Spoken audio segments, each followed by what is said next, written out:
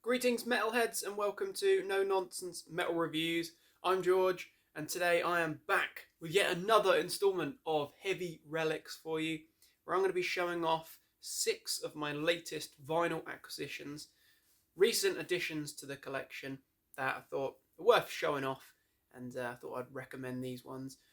All interesting albums, some of them originals, some of them reissues, all of them new at the point of purchase from myself. Just random bits and pieces, to be honest, that I've picked up from a multitude of different sources. But as I say, they're definitely worth checking out. All of these releases fall pretty comfortably within the death metal subgenre. More sort of traditional death metal, or death metal with a bit of a thrash edge or a little bit of a blackened vibe at times, but pretty comfortably you could pigeonhole these bands, these albums, as being death metal. So I'm going to take you through these 6 LPs, show off a few of these latest finds of mine. So first of all, they've actually got 2 albums, or 2 releases. These are both back on black reissues from a US death metal band entitled Usurper. So firstly, we have Threshold of the Usurper. Nice album. Well, actually, I think this is a EP. And I believe this is from about 1994 originally. This is a few years after the fact, but it's a lovely gatefold package. It's a really high quality thing. As I say, it's an EP, so we've actually got 5 tracks in total. And I'm not all that familiar with Usurper, but I just happened to stumble upon this very nice package for very, very little indeed on eBay, I think it was. Lovely red vinyl, looks the part.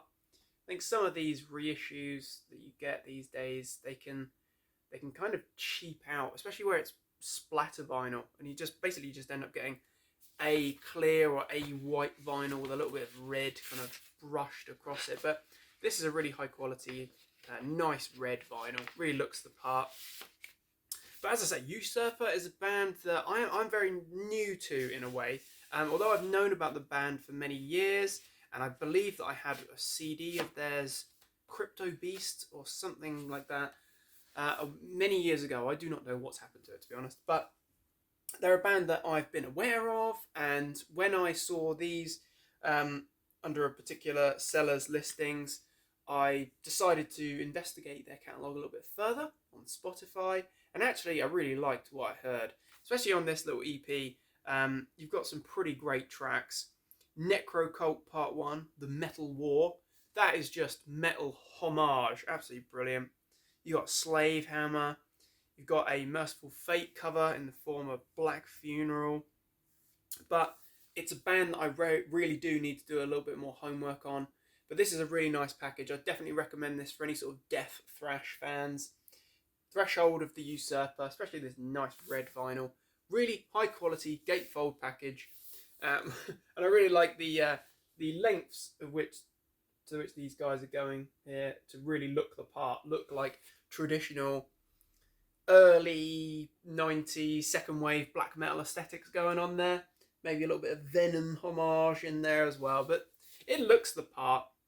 And I also appreciate what it says here on the inside of the gatefold, where it says, note, absolutely no keyboards, no in capitals, synthesizers or tape speed changes were used in this recording.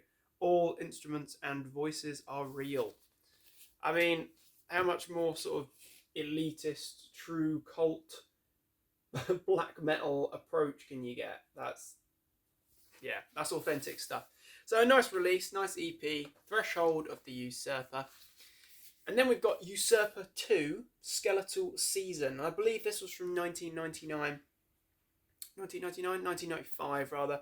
But this is a really good album as well. Again, I probably need to delve a little bit further into it. Maybe give it more listens, or, get myself a little bit more familiar with the band. But my initial interpretation, my initial reception is that this is a good album and it's a good band. Again, plenty of delightful riffs. Certainly sounds evil. Certainly not your average sort of churchgoer music. It's pretty blasphemous stuff, or it's pretty sort of evil anyway. Nice sort of smoky effect vinyl. But what I would say about Usurper is that it's actually surprisingly easily palatable. If you like your old school death metal, and also if you like early Creator or Slayer, then you're definitely going to be able to appreciate those thrashing riffs. And it's just a decent album from a decent US death metal band. Definitely, as I say, definitely need to familiarise myself with this a little bit more. But again, it's a back on black reissue, a lovely gatefold, really nice package, looks the part, cool aesthetics. The band looking very evil indeed, very evil stuff. Yeah, really cool. Shadow Fiend, Dismal Wings of Terror, Prowling Death, the Demi-Goddess. Yeah, really looks the part. Sounds the part. It is the part. So there we have it. The album, Skeletal Seasons, second album, I believe, from Usurper 2 from 95. Nice little addition to the collection there. So, an international outfit then, this one. I've been familiar with the workings of Roger Johansson, or Roger Johansson, however you actually pronounce his name, for a number of years. Talking about the Swedish guitar virtuoso, absolutely fantastic guitarist that guy is, and a pretty accomplished vocalist as well. Frontman and mastermind of more projects than I think anyone has ever been associated with. Roger Johansson, brilliant vocalist, brilliant guitarist. Most notably, I would say, for his band, old school death metal band, Paganizer, along with countless other bands. And one of those countless other bands is the Grotesque. Now, this album and this band I was pretty much totally unfamiliar with. I think what kind of intrigued me was the aesthetics of it. It was clear that that was going to be death metal. And as soon as I realised the personnel, notably Roger Johansson and also the great Cam Lee, formerly of Massacre, of course, and I believe currently of Massacre as well, of course, since that project has been revived. But again, a very accomplished vocalist and a very renowned figure within the death metal scene. So this album, The Curse of the Skinless Bride, from 2015, I believe. 2015, in this lovely gatefold vinyl. I think this is just a nice black vinyl. Yeah, it just looks the part. It's really heavy duty vinyl as well. That's what I like. Stickers on the inside. Fantastic. Nice inner sleeve there. Just show off the aesthetics of this. This is a very interesting death metal album. It's essentially like a concept album telling the story of this detective or this figure who's following the trail of some missing girls, and then it takes a really sinister, really weird turn, real interesting twist, and then it starts to sort of get into the occult and creatures from the abyss, and yeah, all sorts of really, really weird stuff. But it actually is quite an enjoyable album. If you like Paganizer, if you like Massacre, if you like your old school death metal with a bit of groove, something you can headbang along to, then you're definitely going to appreciate the Grotesquerie. I would say that it is quite gruesome, certainly with the sort of interlude pieces between songs. Although it's only about 44 minutes long, it's got a lot of sort of interludes between songs where you're getting sort of snippets, excerpts from this little kind of narrative, this story. But yeah, it's pretty gross. It's a pretty gross story. But if you like your horror, then you're definitely going to appreciate this as well.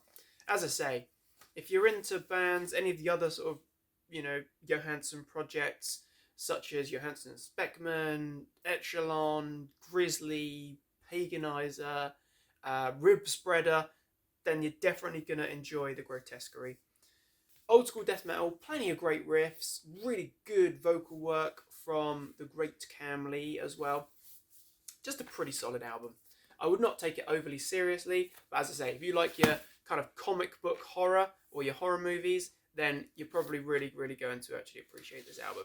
It's, as I say, not to be taken too seriously, but a decent effort nonetheless. So we've got the Grotesquerie with Curse of the Skinless Bride.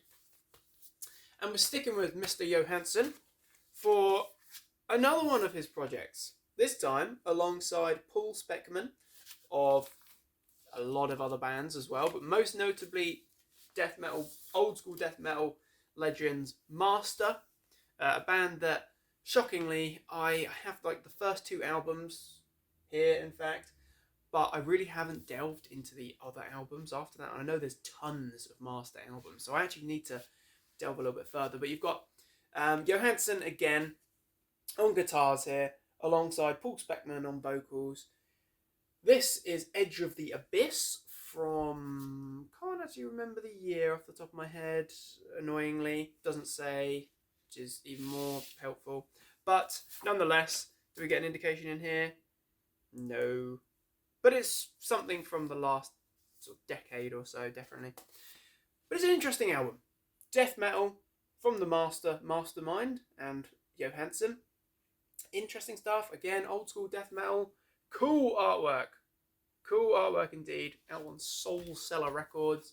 This is a definite for fans of Master, for fans of Abomination, for fans of Paganizer. If you like your metal, your old school death metal, to have a little bit of a kind of traditional heavy metal flair in the sort of the groove and the melodicism, rhythms of it. It's got that kind of easily palatable nature to it. Got a cool insert here. There are lyrics on, of course, and we've got the offending culprits at the top there. I think there are other members of the band, but of course these are the main masterminds.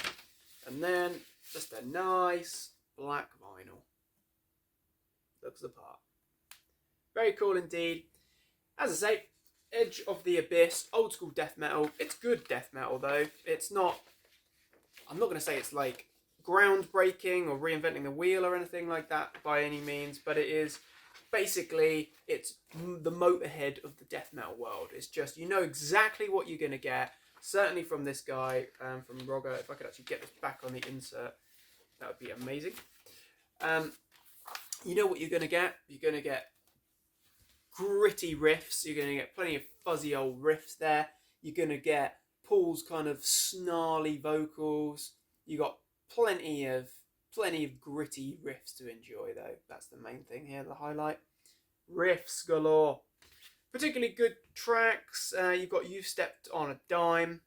You've got The Last Witness is Barely Alive. Edge of the Abyss. Yeah, just a good album, actually. Decent album. Enjoyable enough. Short and sweet. Just a good death metal listen. So there we have it. Johansson and Speckmann with Edge of the Abyss. Another one, indeed, that I was not particularly familiar with. I'd heard the name Magnus from Poland. And I have another one of their albums on tape, Alcoholic Suicide, I believe it's called, which is a good album. But I stumbled across this ages ago, actually, from Cult Never Dies, when they had a web store sale. And I must admit, I completely forgot about it. Totally forgot all about this album. Death Revolution, again, can't see the year. It says 2022. So I actually think this album came out in about 2019 originally, so maybe this is a reissue. Not sure, but Magnus are a Polish death metal band with a lot of really, really thrashy riffs in there. This is our lineup. Nice insert indeed. Looks the part. Plenty of thrashy riffs. Again, if you like your early Creator, Slayer, bands like that, then you're definitely going to enjoy this. I believe it's just a nice black vinyl. Again, it's a band that I need to do a little bit more homework on. Need to delve a little bit deeper into their catalogue, because actually there's some delightful riffs here. And Rob Bandit on vocals is a very good vocalist. I know that he has a solo project as well.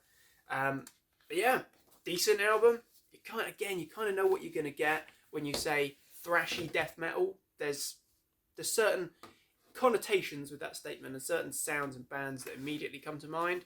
And this is definitely thrashy death metal. Does kind of have a little bit of a resonance of Vader there at times, again because of the fact it's thrashy death metal, less the fact that they're from Poland. But Magnus with Death Revolution, enjoyable album. Definitely check it out if you like riffs galore. But the final article we've got here is my favourite out of all of them. This is actually, I didn't realise, this is actually a compilation. I believe this came out in the late 90s. This is entitled In the Embrace of Evil from Grotesque. Now this is a nice double album reissue from Back on Black Records. A nice gatefold again. Just open it up for you. And an interesting one, because I'd heard the name of this band, hadn't delved into the material, assumed that it was just an album, but actually it's a compilation of a few different releases from the early 90s. And it's got a really interesting lineup here. You have sort of current and ex-members of At the Gates.